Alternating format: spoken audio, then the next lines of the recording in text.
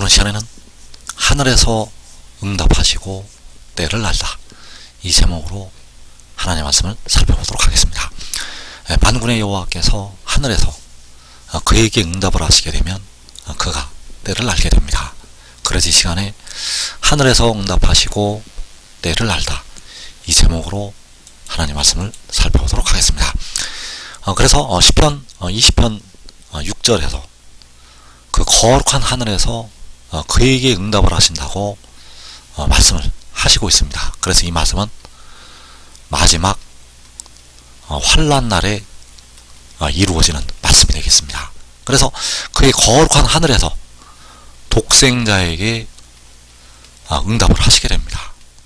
독생자에게 응답을 하신다는 것. 그래서 만군의 여호와께서는 과거의 하나님도 되시고 현재의 하나님도 되시고 또 미래의 하나님도 되신다는 사실입니다. 그래서 여기서 기름 부음 자체가 그 거룩한 하늘에서 그에게 응답을 하시는 것이 되겠습니다. 그래서 시편 45편 7절에서 왕은 정의를 사랑하고 악을 미워하시니 그러므로 하나님 곧 왕의 하나님이 즐거움의 기름을 왕에게 부어 왕의 동료보다 뛰어나게 하셨나이다. 자, 여기서 왕은 바로 독생자가 되겠고, 그 독생자가 정의를 사랑하고 악을 미워한다고 말씀을 하고 있습니다. 그래서 정의를 사랑하고 악을 미워하는 왕에게 만군의 여호와께서 응답을 하시게 됩니다. 그래서 그 응답이 즐거움의 기름을 부어 주시는 것이 되겠습니다. 그래서 여기서 말씀하는 즐거움의 기름은 바로 여호와의 영이 되겠고 일곱 눈이 되겠습니다. 그 일곱 눈을 왕에게 부으시게 됩니다. 그래서 이 즐거움의 기름을 부으시는 것이 시편 20편 6절에서 자기에게 기름 부음 바른 자라고 할 때 기름을 부으시는 것이 되겠습니다.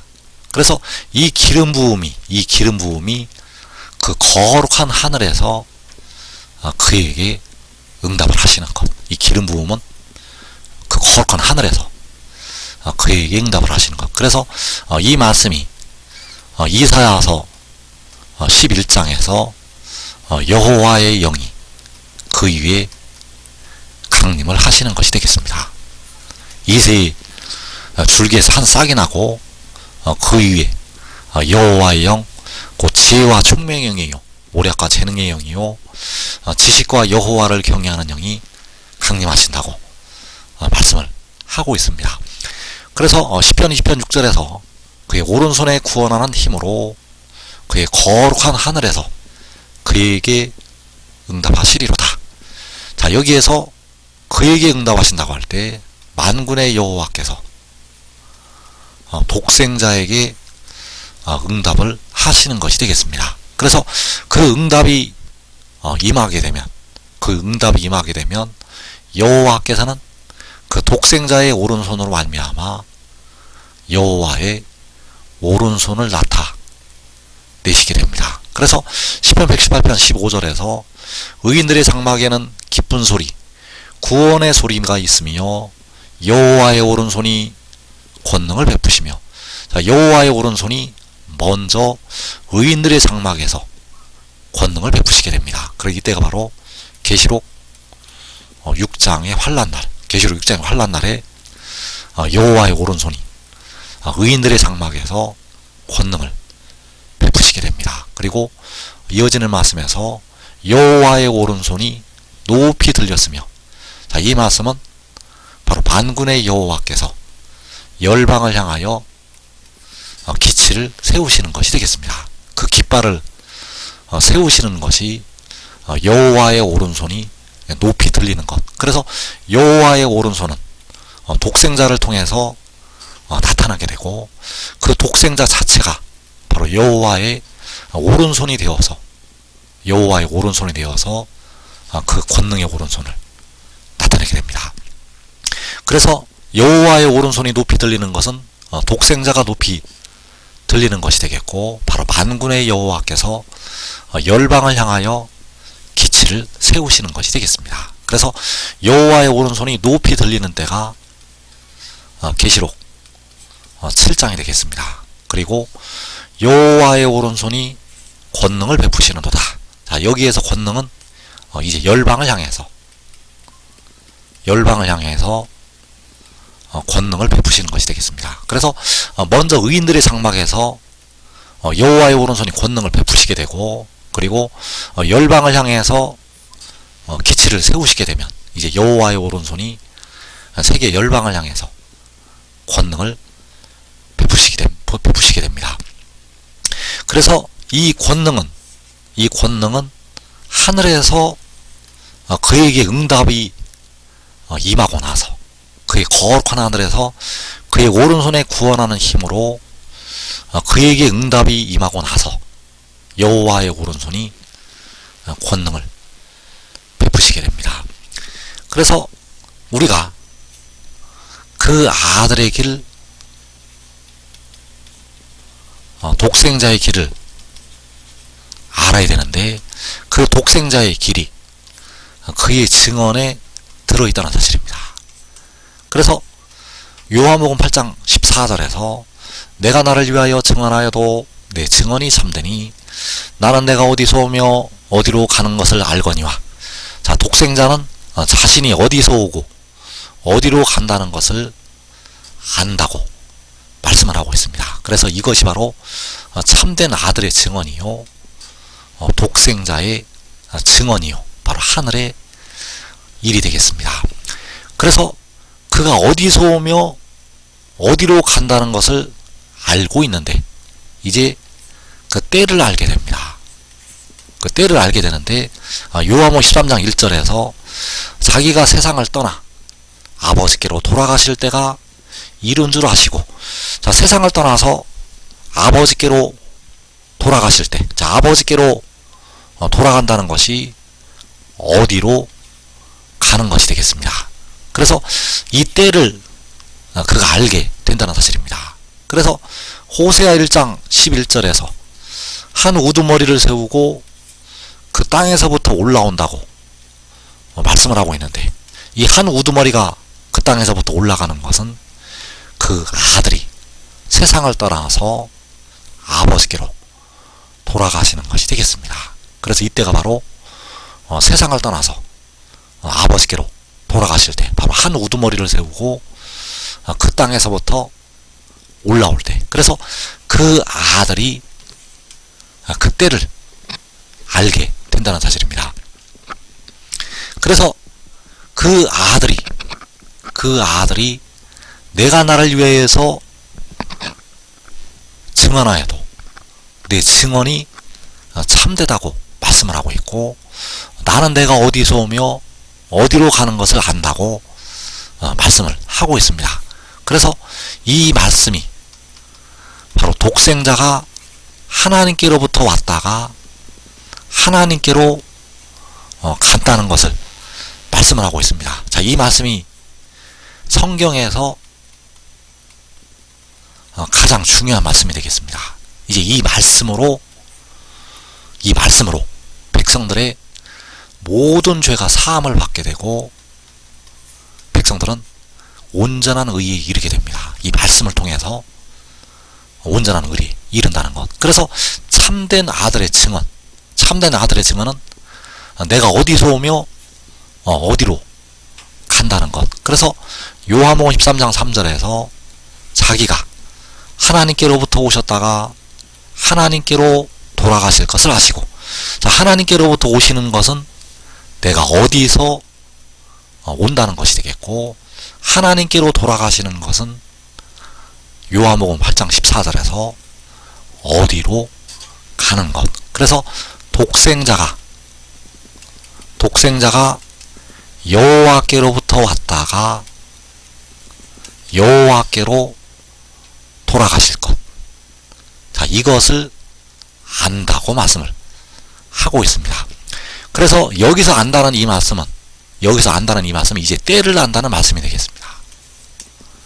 요한복음 8장 14절에서는 내가 어디서 오며 어디로 가는 것을 안다고 백성들에게 증언을 하고 있는데, 이때와 자기가 하나님께로부터 오셨다가 하나님께로 돌아가실 것을 아시고, 자, 이때는 이제 때를 알게 된다는 사실. 그래서 그가 하나님께로부터 오셨다가 하나님께로 돌아가시게 되는데, 그가 하나님께로 돌아가기 전에 반드시 택하신 백성들에게 영생을 준 뒤에 돌아가게 된다는 사실입니다. 그래서 시편 118편 15절에서 의인들의 장막에는 기쁜 소리, 구원의 소리가 있으며 여호와의 오른손이 권능을 베푸시며, 자, 그가 하나님께로 돌아가게 되는데, 돌아가기 전에 먼저 여호와의 오른손이 권능을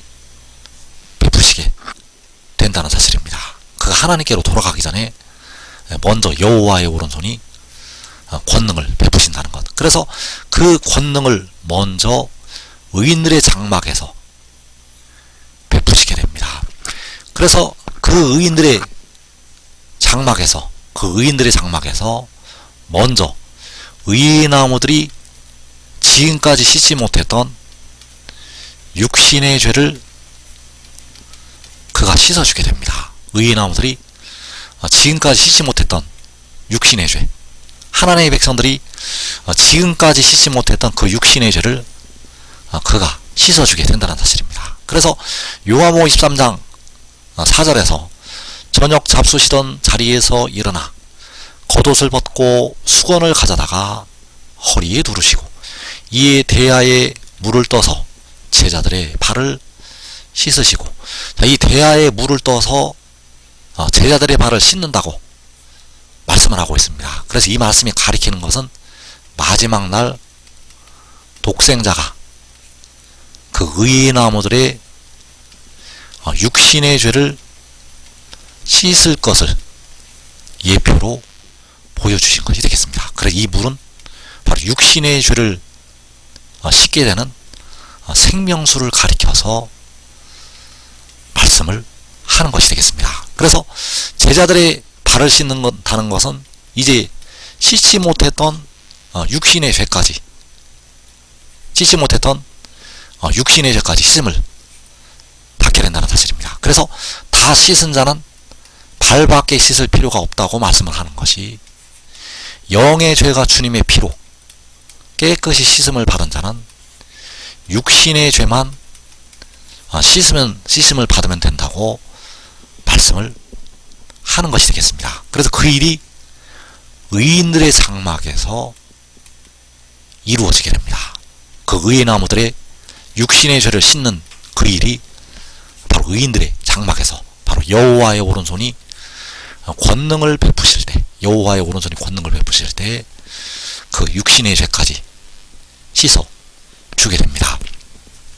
그래서 의인들의 장막에는 기쁜 소리, 구원의 소리가 있다고 말씀을 하고 있고, 여호와의 오른손이 권능을 베푸신다고 말씀을 하고 있습니다. 그래서 그 의인들의 장막에서 독생자가